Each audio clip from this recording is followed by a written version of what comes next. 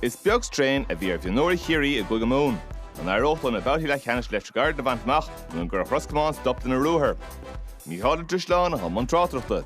Agus nas chuir cuid immerthe gan cheist a sé tosna níos fearr tá deachtaí ag cosnúir Comáin iad smachtú an Counson he tactaisteach a ríist ó Craobh White. Sár cúlínaige. Stachan an módír dín lántasí Ronan Carl trí cúlín maige.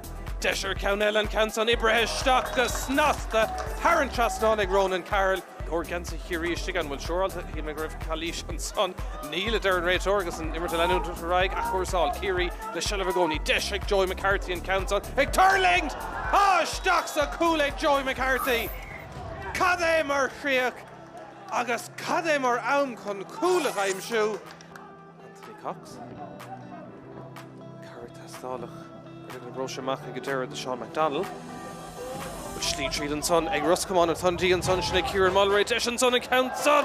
Tá sé meisteach sa líontán. Well tá cool ag Comáin a Gadera. Kieran is ar an bhrithúnsaí spátar de bheile go oscailtí agus seans go héin ar cool an Counson Stauneteach go bhfuil le Rhino Driscoll Deis an son. Cadé mar ragra. Rhino Driscoll isteach san angach agus sin Coimerton sco. The Kieran get teacht about 1-0.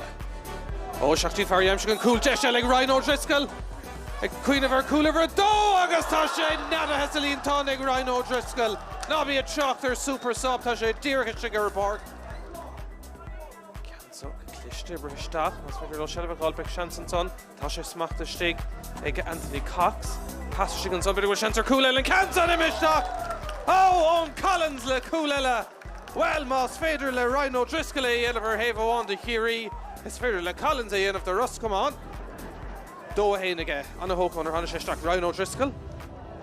Spás istigh an son ag Ciarraí agus spicear go meisiad ob leis sinna chuirteach é na mar féás an cúlí na hógant. An adó geirigh sétan sa cluthe an aon taobh ar fad.